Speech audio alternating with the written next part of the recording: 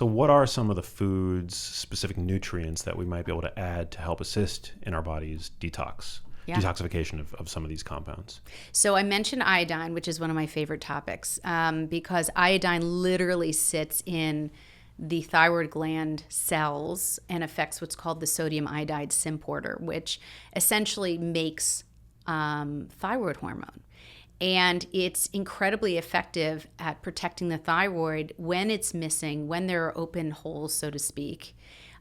These environmental chemicals that are pretty much everywhere that we may or may not be able to control, that are in a lot of different things, stick very tightly to that gland.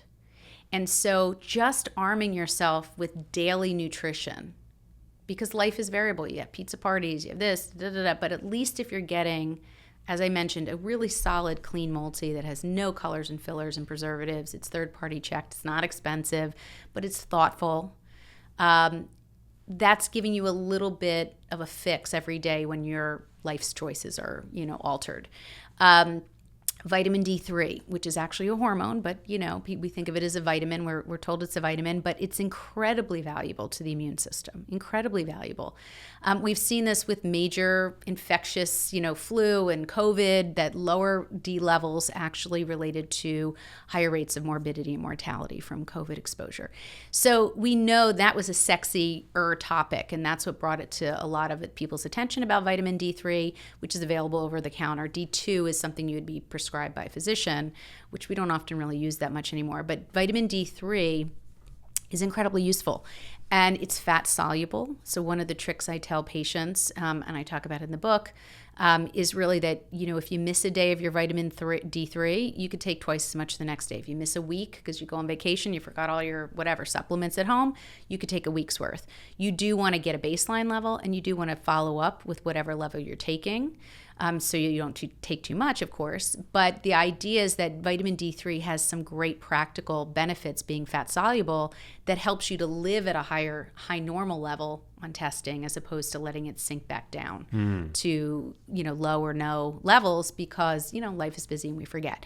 So D3 is really quite important. I talk a lot in the book Detoxify about the gut microbiome and how critical that is to the immune system.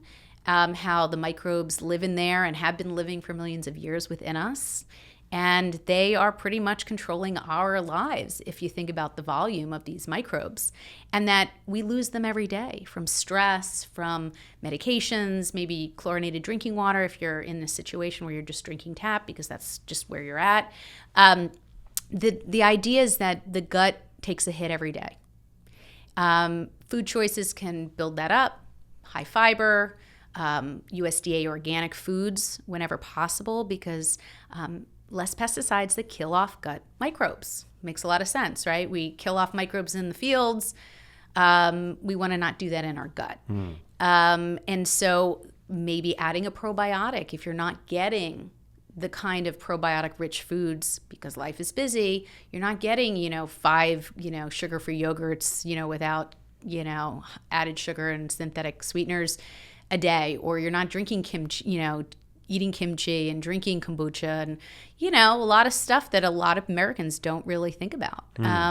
Pickles are great, vinegar is great, all these are great for the gut, but the probiotic microbes often get lost, and we might need to add them back in. And there's great science with the gut-brain connection. I'm sure you've talked about that on your episodes before, but having these microbes bolstering the gut helps so many systems, not just the immune system, which I talk a lot about.